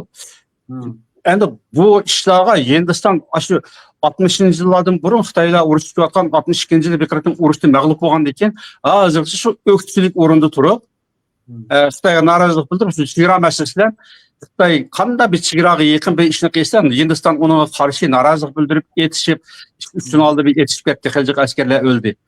Ayta to'qinishib qilayotgan bir davlat endi Xitoyga izchil kesib mancha soat ichida mana shuni yo'qotsa deydigan unda bir iltimotum topshirilgan unda bir ishni qilmaydi. Xuddi bir dardashlarniki namoyish qilgan faoliyatiga o'xshab bo'ldi Hindistonning u yerda Xitoyga qarshi qilayotgan o'qituvchiligi. Ama bundan bir biz ümitlenip kitap bu Xitoylar Hindiston bir urush bitib qolsa, aş urushdan bir to'plangan to'g'ri cho'qlab bizga bir foydasi kelib kitap qolamdiki deb oncholar jiq o'ylab ketish ortiqcha bir gap. Hindistonda bizning bo'lmagan bilan Tibetning muntazam davlat armiyasi bor, masalan, urush qotgan mujohidlar bor. Bizning Suriyada mujohidlarimiz bo'lgan o'xshash, Hindistonda Tibetniki armiyasi bor. Ama çoğun Xitoy bilan Hindistonning o'rtasidagi cho'ng bir majra. Hindiston uni ta'qib etmedi, Xitoy uni ta'qib etishga ham kuchi yetmedi. Ashta bir mavjudligini saqlab kelyapti ularmi. Endi bu Aqsaychindagi ishga noyini ta'sis qilishi, o Xitoyning bir ig'vogarligi, cho'ng diqqatni cho'ng ishlardan ko'ra kichik ishlarga markazlashtirib, Hindiston bilan Xitoyning orasida bo'lgan nurg'unlagan majroni aş chegara rayonidagi betaraf rayonga markazlashtirib bir ig'vogarchilik paydo qilish uchun qilgan bo'lsa bo'lganda yoki nopsni ko'payib ketib yana bir ta'sis qilib kengaytirib rayonga aylantirib bir ish qilamiz deb qilganda Xitoy rayoni qilib yoki albatta millionlar Xitoyga o'tkazib akiladi. O uchiqli gap. Endi har xil maqsadlardan qilganda, ammo o'ningdan kelib chiqadigan bir ziddiyatlarniki Uyg'urlarga foyda ziyni bo'lib bitishini men baxtli tasavvur qilib ketmayman. Unda ishlar jiq bo'lib kelayotgan 50 yilning yog'i Xitoyning chegaralarida Xitoyga tutashgan chegaralarda bo'layotgan ziddiyatlar hech qanday bizga bir foyda ziyon binosi etganmidi. Shunga o'nga men jiq ahamiyat berib ketmadim. Rahmat, yana bir davlatlar sutidan hamda har qanday davlat o'zining atrofida nima ish bo'layotganligini sezgir qaraydi ekan, shu nuqtadan Hindistonga norozilik ifodalab bir ma'lumot e'lon qilibdi. Do'st programmamiz Abdurajab Hindiston to'g'risida yaxshi gap qildi. Men uni o'z vaqtida atlab ketib qolibman. Abdurajab degandek Hindiston qurilganda da hozirgacha bir siyosiy yoki bir o'yin o'ynab boqay demidi. Xitoydan tayoqni yedi, yerlarini tattirib qo'ydi. Lekin maxum sizga Xitoy kunda dafsandiq o'ynaydi. Hatto xilji xiyallarni bilsa bo'ldi, tog'li xiyallarni. Chunki agar Xitoy Hindiston Xitoyga qarshi bir o'zining yertalab qildigan yoki Xitoyga qarshi tik turadigan bo'lsa, Tibetliklarni, hatto Uyg'urlarni Kashmirga Ladakh o'rlashtirib bir baza qurish kerak, qurollaydi. Qurg'ida kuchi bor. Lekin Hindiston Xitoyning chiqib tegishini xohlamaydigan o'zining davlatida qo'shnisi bo'lgan Hindiston, Pokiston bilan so'qishib shu jizanni qildigan bir davlat. Xitoyga chiqib tegadigan bir Xitoydan bir urush niyati yo'q. 60-70 yil bo'ldi Hindiston mustaqil. Bir qitim unda o'ylab boqaylik. Shunga bu Uyg'urlarni qabul qilgani yo'q. Bag'amlar Uyg'urlarga bunda bir ma'lumot yo'q soldi. Hatto O'zbekbay degandek Tibet sürgün dokumenti bor, Danglik Dalay Lamasi bor. Shularni qo'llab Tibetni bo'lsin bir erkin tutib turamagan bir nima Hindiston biz Uyg'urlarga hozircha bir yordam berdi, bizning qildi degan gap menga ancha chiqib ketadi. Chunki Hindiston undaq bir xalqaro o'yin o'ynaydigan bir davlat emas. Bu o'yinni o'ynaydiganlar G'arb dunyosi, Rossiya o'ynaydi agar vaqti kelsa. Do'stlar, rahmat. Bugungi suhbatimizning savol asosiyatdan tugdi. Mada Germaniyadan Umid Hamid apanim telefon qilibdi. Xo'sh, Voy. Bir özünüz qısqa tushuntirib deb bir gap qilaveramiz. Bir ulandadan rahmat. Assalomu alaykum. Atiyamiz programda anladım. Nayet yaxshi suhbat bo'ldi. Rahmat. Nurmat efendim bo'lsin, Abdurimjon efendim bo'lsin, fikr qilgan Damullam, Abdullah Damullam. Nayet yaxshi fikrlarni qilib anladım. Nayet o'rinli gaplar bo'ldi. Ham fikrimni qistirib qo'yay dedim. Programni tugabdi. Hem Sharq Turkistonninki Xitoyni qo'shgancha 9-10 chegarasi bor. Hem Sharq Turkiston armiyasini qanday quramiz degan abayin bir savol bo'ldi bu yerda. Sharq Turkiston armiyasi qurilib bo'libdi. U armiyani qanday kuchlantirish masalasi qolib qoldi. Buningda faqat qurilib bo'lgan armiyaninki shularga ketilish, Sharq Turkiston armiyasini qanday kengaytirish deganni shuni o'ylashsa bo'ladi. Buning uchun Sharq Turkiston armiyasi qurib bo'lgan Suriyadagi va uning mayli markazi nerede bo'lsa, Afg'onistonda bo'lsa, shular qaror qiladi. Shularni qo'llash kerak. Butun kuchimiz bilan deb qarayman. Bundan boshqa Xitoyninki dushmani kun sari jiqilyapti. Hindistonmi men Xitoyninki eng chong dushmanning birisi deb qarayman. Chunki Xitoyning Himalayadagi suvni Taklamakonga boshlab kelish projesi Hindistonniki eng bo'lmagan janubidagi intayin chong bir rayonni suvsiz qo'ydi, ocharchilik yuzlantirdi. Bu Hindistonning hayot mamoti bilan bog'lanishliq. Hindiston garchi bu programni to'xtatib Xitoyga chiqib ogohlantirgan va xalqaro buni o'tirib qo'ygan bo'lsa, Xitoyniki bu programni davom qilyapti. Shunglashqa ularning o'tirishida keskin to'qinishlar yuz berish ehtimoli intayin cho'ng. Lekin Uyg'urlarni nima uchun qo'llamadi, qo'llamdi degan nuqtaga kelgan chog'da Uyg'urlar Hindistonda zerek bir siyosat qilib baktıni yo'q. Shaxsan men Hindistonda uch qatim ziyoratda bo'lib bakdım. Tibetlarning turadigan daramsala hukumati Tug'ayatdan tortib Tibetlarning muntazam askarligicha hammani ziyorat qilib ko'rib, ular bilan Tibet mustaqilchilari bo'lgan Tibet yoshlar qurultiyi va Tibet mustaqilchi guruhlari bilan ayirib so'zlashdim. Ular hatto degan gapni sizlar qachon boshlagan bo'lsanglar, biz sizlar qo'shilib boshlagan bo'lsak degan mashunda ham yapılaq tilda bu fikrlarni qiladi ekan.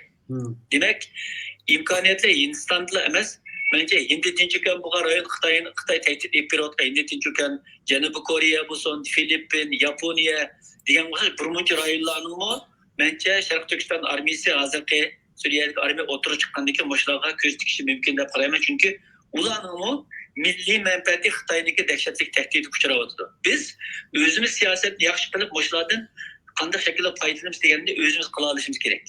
Bu yerda kim qiladi buni degancha ABSlar dedi, xalqarodagi cho'ng tashkilotlar, g'arbliklar qo'llayotgan yoki xalqaroda ko'z ko'rinib qolgan. To'g'ri. Lekin bu masalada shu Suriyada turayotgan armiya hozirgacha mencha 15 yilning og'zi chet elda bo'layotgan siyosiy tashkilotlarning hammani kuzatib keldi. Bularning hammasidan to'liq xabari bor. Bularning qo'shimcha tashkilotlari Turkiyada bor, vakolatdan tashkilotlari. Bularni chet elda siyosat olib berayotgan butun tashkilotlarni taniydi. Kimning o'zi bilan bir yo'lda ma'nolaydiganligini va minishga tegishli ekanligini albaburun tanlaydi deb qarayman shaxsan men. Buningda albatta xalqaro g'arbniki dunyoda hozir dunyoning kundalik taqdirini siyosiy taqdirini belgilayotgan g'arbniki kuchi va uning qo'llashi intayin muhim. Lekin bu armiyaga vakolatan siyosiy faoliyat yoki shuning vakolatan ish olib boramiz deyotganmiz. Avval shu Suriyadagi siyosiy armiya shuning bilan hamkorlik o'rnatish kerak. Shu siyosiy armiya shu tashkilotni qo'llab bizga vakolatan san xalqaro siyosiy diplomatiya ifodalaysa deyish kerak. To'g'ri. Bu shaklda bu armiyaga vakolatan siyosiy qismini xalqaro ifodagan bo'la oladi. Balki shular bilan bil berish kerak, shularning vakillari bu bilib bo'lish kerak. Bu shaklda bo'ladi. Herkes qayerda qanday Amerikadan pul yo'latganmiz falanchi tashkilot, Machadan bo'lganmiz falanchi tashkilot, bular ma'ashlar qilish kerak degan o'tirdim nuqul ma qarashni men aslan to'g'ri ko'rmayman. Hatto hozirgi bo'lsa hozir butun tashkilotlar shiddatli ya'ni jiddiy turda birlashib, hammasi birlashmagan taqdirda milliy mustaqillikni ochiq oshkora xalqaro ifodalaymiz deydigan tashkilotlar tezlikda birlashib, Suriyadagi shu qurilib bo'lgan bizning armiyamiz bilan qanday shaklda hamkorlashib siyosiy faoliyat ifodalaymiz yoki moslashib deydigan nuqtada jiddiy o'ylash kerak. Bizning vaziyatimiz bir kun o'tsa, kunimiz bir kun egar, xalqimiz shuncha ko'p qirilib ketib bordi, saqlab turadigan vaqtimiz yo'q. To'g'ri gapirishgan, to'g'ri. Türkiye'de shularniki Turkiyadagi vakolatli tashkilot bilan hamkorlik o'rnatdik. Uyg'urlik munbiri. Ma'lum faoliyatlarni qilishimiz mumkin. Ammo ba'zan gaplarni berib demasligimiz kerak deb o'ylayman. Masalan, qayerda ba'zi qurimiz, ba'zi qurdiqashni qilmadik, o'ylashmadik. Biz nima bilamiz? ular bu işlarni so'zlashdimi, o'ylashdimi, xalqlarla paranlashdimi, hukumatlarni ko'rishdimi? Shunlashqa men deymanki, bizim shularni to'liq qo'llash, siyosiy jihatda milliy mustaqil tashkilotlarni birlashib, bularga yaqin hamkorlikda birga turish deb qarayman. Rahmat sizlarga. Rahmat sizga. Ayrim islomiy programma qilamiz hamsa. Rahmat. Rahmat Umidxon bitta akamiz Germaniyaga telefon qilib o'zining fikrini bayon qildi. Biz bugungi suhbatimiz, Nurmamat akam chiqib qolibdi. Bugungi suhbatimizga so'ragan savollar tugidi. Boshqa meyda tushgan inkoslarni bir qadar ko'rsatdim. Savol tariqasida bir savol bor ekan, endi buni bir o'qib o'tib ketay. Hech bo'lmasa o'sha Uyg'urlarniki bir savol ekan deb tushunsin. Voy, mening to'rim chataq o'zida ketib qoldi. Yana biraylan odam apandim debdi. Bu bola Umidning gaplari aqliq to'g'ri gap. Umid mushkuli bor deb bayatlar shuni deyman deb atlab o'tib qolibmi? Agar chatda g'arb dunyoda faoliyat qilayotgan qaysi tashkilot, kim shu Suriyaliklarni aloqa qilib, shularga vakolatdan g'arb dunyosida ularning faoliyatini, ularning tashviqotini qilib bersa, shular bilan birlikda harakat qiladi. Men shunga g'arbda faoliyat qilayotgan tashkilotlarimiz qancha tez bo'lsa shuncha yaxshi, ashyolar qilib bir aloqa o'rnatgani yaxshi deb qarayman. To'g'ri shu. Bu yaxshi bir nim bo'ldi. Mutkan obdan fikr qotdi. Bu yerda men bir kallam bir nim kelib qoldi. Endi men Twitterda, Facebookda qaysi tashkilotlar bu Suriyadagi bizning qarindoshlarimiz haqida o yerda generallikqa, diviziya qo'mondonlik saylanib bo'lgandan keyin kim nimadan debatga bir diqqat qilib kelgandim. Bak Dünya Uyghur Qurultayı'nın Facebook, Twitter'ın çekildiğilikmini de ulan işimizi göremeyme. Ulan o doğrusu bayat ilan kıldım mı, bir dedim bilmeyme. Sürgün hükümet ulan doğrusu da qırılış karakterlik bayat ilan kıldı. O doğrusu biraz yazmamı yazıp ilan kılıp koydum. Hem demek yoğun gibi xulasınsam qaysi teşkilatlar nemişi müştak mesela Uygurların kurallık bir şey hakkında mesela Angliyanınki telegraf gezisi məxsus ularga bir yaxşı bir xəbər işləb taqat etken bu doğrusu deyişdik qoy hamda. Başqa Uyghur təşkilatlarınki bunun aktiv bir avaz qatib iş bolmasa hamda başqa nərsimi deməyle onun fikrimə ularga qəhrəmanlıq, üzü bağışlaş, ölümlük qorxmasıq bir ruh dünya Uyghurlarının bir qəhrəman millət ekanligini yana bir qatim jakarladı. Bunu biz ko'z yumsaqmı ular əməli hərəkətdə bunu göstərdi. Ən bir nərsini dep bir müddət vaxtım olduğan boldum. Ürümçi qırğınçılığı mezgilida bir kuni kutubxona ulush qilib o'tib bir Gollandiyada parangish qilib qoldim-da. Parangish bu nerdan dedi? Mushtamida avvalda naq ulush qirg'inchi bo'layotgan mezgilda shu chaqlada. Shuni ko'rsatib qilsam Uyg'ur ostili biladi ekandik. Eliqqa ko'kmaykiliq qizlarniki, eliq onamizniki, partilganligi, Rossiyadan, Xitoydan kelib tankerlarniki birovni oldi to'sab ashuni nima qilayotgan ko'rinishini ko'rib, Gollandiyalik mana degancha, ma Xitoylasini qo'l qilolmaydi ekan, Uyg'urlar yo'qolmaydi ekan. Sizlarning millatda bir qo'rqmas bir ruh bor ekan. Bu dunyoda hozir qanday yerda bu tankini oldiga, bu burukni oldiga berib oshinlardan qo'rqmay, o'zini o'lib ketishni bilib turib boshdan etlayotgan bir millatni Xitoy menga qo'l qilolmaydi ekan deb bir nima deb bergancha, biraz qallam shunda o'rnab ketdik. Ana bu qatim Suriyadagi nimada bo'lgandan keyin shunda kuzatdim. Yana buningga kuzatayotgan o'sha g'arbliklardagi borda Uyg'ur millatida bir qahramonlik bir ruh bor ekan dedi-da bularniki. Ular bir qahramonlik, o'zini beg'ishlash, dushman qattiq bilan qilgan bir kuch nimasi bor ekan. Sizlar tarixdagi bu qahramonlik Xitoylar biladi deydi. Shu aslida Turkiya qurish maqsad qildi. Sizlarga yana qayta bir qurol tutib, Xitoylar urush qilish imkoniyati yaratib qolib qolsa, sizlar mustaqillikni asli keltira oladi ekansizlar, buni ishondim degan. Manda yaxshi tarafdan kuzatayotganlar bor-ku bu narsalarnikini. Bu yig'ib aytganda chet-elga har bir Uyg'urni uni biz boshqasi kirmaymiz. U qahramonlik ruhi bizni qayta ruhimiz bir uyg'otdi. Buni qisqacha deb qo'ymoqchi. Endi qaysi tashkilotlar bu ifoda bildiradi, buni diqqat qildingizmi? Nima tashkilotlarimiz bunday aktiv emas. Endi hozir aktiv endi hozir g'arb dunyodagi tashkilotlar u Suriyadagi nimalarga aloqa qilganda Suriyadagi bu bizning qurolli qismi tanlash huquqiga ümid deganda qaysi tashkilotlar bilan ular birlashishni xohlaydi, qaysi tashkilotlar bular bilan ideologiya, fikr jihati yaqinroqligini ular tanlab o'zini birsilar aloqa qildi. Hozir balkim atin bu tashkilotlar aloqa qilishim jugrab bordi, bir amal qilib, hammasi jugrab bordi, berishni tirishdi, voy biz unday qilamiz deb. Ammo ular ümitiga uzoq yil kuzatib keldi.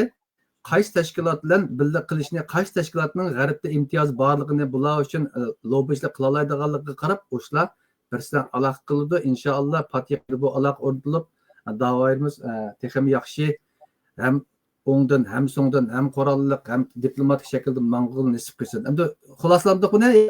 Tugdimi? Siz bir kichik xulosalar akam Abdurajabimiz xulosalashni program tugataylik. Ben bir xulosalarni aytib his qilaman. Endi buningda xulosa bu Uyg'urlarninki 8 dekabrga g'alabasidan keyin shundaq bir nima keldim. 8 dekabrda Suriya to'liq ozod bo'lishiga Suriyadagi Uyg'urlarning qo'shgan to'pisi, g'alabasi, natijasi bizga va dunyoga shundaq bir xitobni berdi. Uyg'urlarning jangovar, mohir, qo'rqmas, botir xalq ekanligini, agar Chiniqidek, Ba'ziqurg'idek kichikina zamin o'rin bo'lsa, Uyg'urlarning o'z armiyasini tezdan qura oladiganligini, agar biror o'rindan iqtisodiy va harbiy yordamga erisha olsa, o'z tuproqlarini qo'g'dashga qodir ekanligini, agar biror davlat orqada turib, yerim yetib o'tmay, har jihatdan yordam qilsa, Uyg'urlar dushmani Xitoyni vatandan qo'g'lab chiqaradiganidek qat'iy botirligini yana bir qatim namoyon qildi. Shu. Rahmat. Qisqacha bir xulosa qilib programni to'xtaylik. Endi hamma hayajonni qo'yib turib biz o'tgan kechganlarga nazar solsak, hozirgi ahvolga nazar solsak, eng muhimi ularninki oldimizki 20 yil ichidagi mavjudligi va xarakteri shu javob berdi. Vaqt uzun. Dahi yangidan hech kim o'ylamagandi. Bu mayli Uyg'ur emas, G'arb Sharq davlatlari hech qanday bir o'ylamagan yerdan chiqib, Uyg'ur mujohidlariniki boshliqlar qilib davlat mudofaa ministrligiga yuqori o'rin berishi bu ajoyib bir sirtdan qaramoq tasodifiylik. Har qanday bir tasodifiylik muqarrarlik ichida mavjud bo'ldi deyilgan bir prinsip bor. Bunun arkasında qandaq bir muqarrarlik yurulgan. O dahi eng baldır olsa aldığımızki 20 yıl ichida o'tirg'i chiqishi mumkin. Hem bu Türkistan İslam Partiyasininki qaysi mavqeda bo'ladiganligi, ayan men degandek davlat armiyasiga ketilganlar, Suriya davlat armiyasining odamlari bo'lib ketib, o xalq ichidagi, ya'ni xalq hisobidagi minglagan aholilar ola bu Türkistan İslam Partisi degan bu bayroqni davomlashtirib, qanchalik faoliyat mavjudligini saqlay oladi. Bu oldimizdagi sınavga duch keldi bular. Hozirgi g'arb dunyosimi bu Suriyaniki 13 yil urush qilib, 13 kun ichida bunday ozod bo'lib ketganligini g'arb dunyosi hayron qilganlik. Bu ishlar orqasida qanday bir kuch bor deydigan nihoyatda murakkab bir ahvol bu. Shunglashqa biz har qanday hayajonni to'qib turib, har qanday hayajonni ishimizni yushirib turib, bularniki kelgusidagi 20 yillikka qarashimiz kerak. Biz vatanimizni besivag'ili 70 yil oldu, 70 yilni oshdi. Shunning yog'i 40 qilib kelyapti, tugitib kelyapti. Voy xalqimiz yeb ketadi, 40 qilib ketadi. Bunda turaversak qilib berib ketamiz deblar. Yoki bir majburiy bir hayajonning oqsiga kirib, texim uchun bir fojialarniki biz o'ylamagan yerdan kelib chiqishini keyin ko'rgan chog'imizda hozir hayajonimizga intayin azoblanishimiz mumkin. Shunglashqa vaqt bor.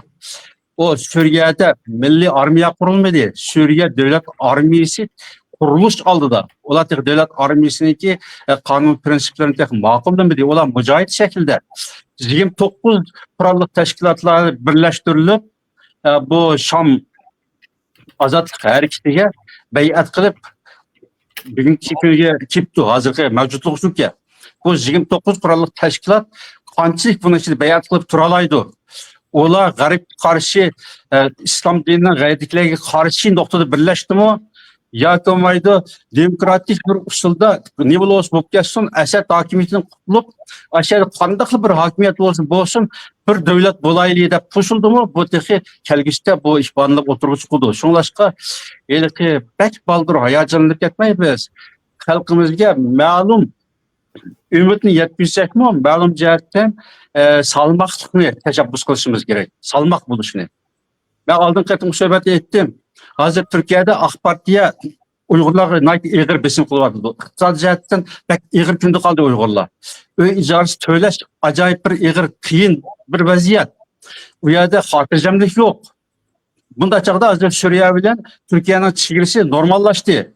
Bu Suriye'deki yeni hükümet Türkiye'nin yardım bilen meydana çıkan, bunların mevcutluğunu, uğraş jaryanımı Türkiye'nin yardımıyla boğan. AK Parti'ye bilen bunların ki hemkarlığı tekimi koyulup iki devlet arasında bir icabi bir diplomatik münasebet ornutulup geçse o çağda Suriye'nin çizgisi undalı eşitip kalırdı. O çağda kançı mınlığın Uygurlar Suriye'ye yakışı mümkün. Hayat kıstaydı insanlar. Cihat emez, hayat. Yani bu şularını biz kelgüsüki yerimizin içinde hiç olmazsa kelgüsüki yerimizin bir sınak dedik. İşte Avrupa'da girsek yerimizin 3 aylık sınak vakti oldu o. Şunun olsa bir sınak baskısını kaldırıp koyuşumuz gerek. Hiç olmazsa ziyalıyla bununla halkımızga bir güçlenç yetkizisi gerek. Hayacan ne emez? Halkımız zaten hayacanın içinde. Ata-analar ülüp atıdı. Sadece muşu bir ışkısa koltuyda hayacanın içinde halkımız. Ama ziyalıyla halkımızga bir siyasi düşünce takdim kılış gerek. Oldu bana fikrim gibi. Rahmet, büyük söhbət nəhayət yaxşı oldu. Söhbətin zat temisi Suriye Uyghur Qurallıq Güçləri, Şərq Türkistan Qurası azad bulamdı ötə. İki qısım bilib qıldıq. Söhbətini asas suallarını kəmmisindeki cevabını bu iki akimiz oturup koydu.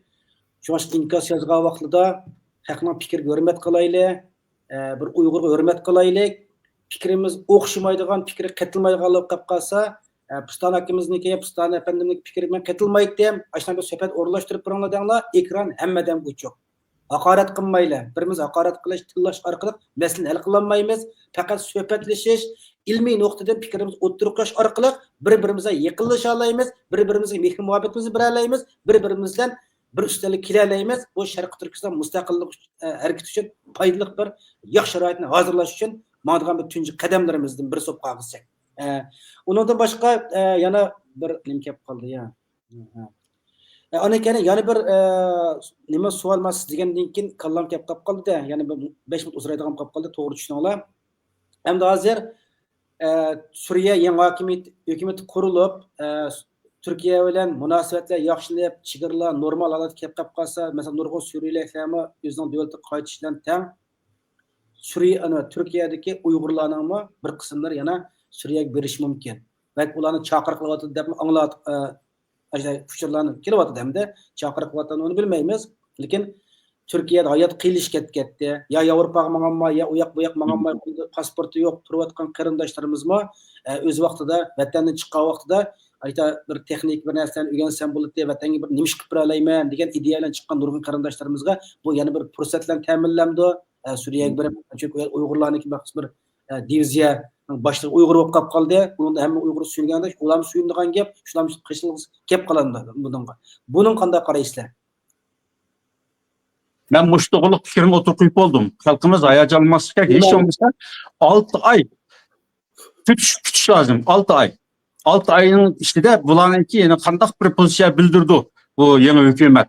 Bu yerdeki Uygur'un mevcutluğu kandak bir davamlışıdı. Bunu qaraş gerek. Ya herkes mi aldırap, hayacanın ahir girip Yalkomaydı can bakmak kıyım olup ketdi dep bir hayat şaraiti qıstap ketip, ala şərin dep taşıyıp ketip qalmay, 6 ay kütüş gerek dep bu mən təşəbbüs qılmayım, tavsiyə qılmayım.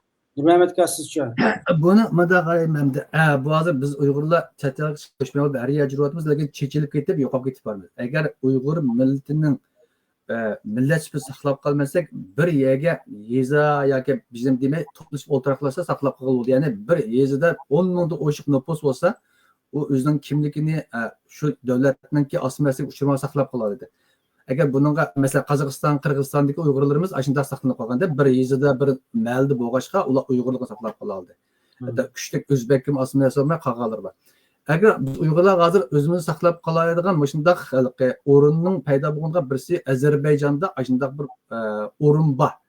Agar Ozarbayjon buda Qorabog'ni ozod qilgan kun, shu nurg'un yerlar bo'sh, nüfus kerak, odam kerak. Agar Turkiya hukumati orqali Türkiye çünkü Uygurlardan 5-6 mingni Türkiye Azerbaycan'ın bir yeriga ko'chma olib kirib u yerda o'rlashsa Uyg'urlar o'zining kimligi bilan, madaniyati bilan, tili bilan qoladi.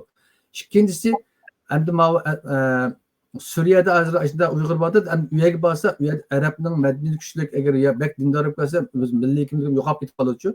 Agar Suriyadagi Uyg'urlar o'zining Uyg'ur kimligini saqlab qilish niyatida bu Uyg'urlar kelinglar, o'z yashayotgan ash yezini Uyg'ur yezi qo'yaylik desa, onda da taklif qilgan bo'lsa, uningga mencha 6 oydimi saqlasaqmi saqlaymiz, baribir Uyg'ur 6 oygacha bormaydi-ku. Hatto Suriyaliklar hozir bormayotdi-da, ular kutyapti. Chunki Suriyaning ishki bexatarligi, kapolik ego bo'lsin, ma'lum yashash sharoitlari, tok, suv, energiya paydo bo'lsin deb saqlayotdi. Endi 6 oydan keyin hatto 1 yildan keyin agar Suriyaning asosiy qonuni tuzilib chiqib, uningda kelib kelgan ko'chmanlarga huquq berildi, ularning urf-odati, milliy kimlik qo'g'dildi deydigan moddalar bo'lsa, bizning Uyg'urlar u yerga berib, yerlashib shu yezini Uyg'ur yezi qilib saqlasa, biz Uyg'urlikni saqlab qolaydigan muhim yezlarning birisi bo'ldi deb qarayman. U yerga ham Yevropaga boramagan Uyg'urlar, Turkiyaga qiynalgan Uyg'urlar u yerga borsa, mencha tutadi. Chunki Suriya agar tinchliklanmish hukumat minsa, tez sur'at taraqqiy qilib u yerga xalqaro yordam bilan turmush yaxshi bo'ladi. Ham yerga ega bo'ldi, Uyg'urlar yerga borsa, yerga, nopusga, uy-mulk ega bo'ldi. Hozircha u yerda nurg'un bo'sh qolgan yer, uylar bor deb o'ylayman. Endi hozir anglashga qaragan vaqtda endi Suriyadami, Alabdami Uyg'urlar maqsad shu yerda o'ltiraqlashtirgan yerlari bor ekan, doktorxonalarniki xil yuqori yerlar ishlab, kunduz ziyoratni obdan qilib, maktabni ichib, xil yaxshi bir nima qiladi deb ashta gapni anglaymiz, to'g'riligida yozgan yozmalarni uchratdik-da endi. Lekin u yerda haqiqiy ahvolning nimligini to'g'riliq suhbatni Bayqob Qarajim orqali qilingda. Qarajim Qarajim ashadamdan so'rang. Suriyadagi Uyg'urning holi ahvoli qanchalik, nopus qanchalik, nerda turdi, turayotgan yerda Uyg'ur so'zlashamdi, arabchimi, urf-odatlar arabchimi, uyg'urchimi deb yaqinda shu javob bersa, shuning savol javobi qarab, endi Uyg'urlar berish barmasligini tanlasildi. Biz bormaganlar, biz g'aribda yashayotganlar u yerdagi Uyg'urning ahvolini qat'iy bilmaymiz-da. Bo'ldi. Rahmat hamsa bugungi suhbatimizmi yaxshi suhbat bo'ldi. Asosiy savollar so'rilib nima qilib bo'ldi. Sizlarga ko'pdan ko'p rahmat. Yana keyingi suhbat programmamizda har xil temalarda yana mulohaza qilib boramiz. Bo'lsa, meniki tavsiyalarim sizlarga shu ekrandagi barliq qarindoshlarga vatanda hozir ahvol shu qadar mana Xitoylar bilan Uyg'urni majburiy to'y qilayotgan ahvolni ko'ryapmiz. Har xil nurg'un shirkatlar qurilib ketibdi. Uyg'ur qizlarini Xitoylarga tunishtiradigan dallol shirkatlar. Buni ko'rsak hammamizning yuragi echishidi. Nurg'un ko'ngilsiz xabarlarni, videolarni ko'ryapmiz. Mushlarligimi qanday qilishni oldini olib oldi. Shu narsani bir analiz qilsakda suhbat qilsak, o'xshamagan temalarda hamda vatan ishigim qarasak o'zimizniki ba'zi ko'z qarashlarimizni shuki vatanda hozir chiqayotgan, kirayotganlarni bor deydi. Ularni adamboya kelmagan bilan mushta narsani ko'rdi o'tirib aslida. Shunga mushtaq bir suhbatlarni o'rlashtirsa qanday qaraysizlar? Sizlarga ishkanligim deb undan boshqa bir ekranda barliq qarindoshlar. O'zingizning boshqa tayyorlagan nimasi o'qib qolsinmi? Ekran ochiq, xohlagan shakllarda suhbat o'rlashtirib birli.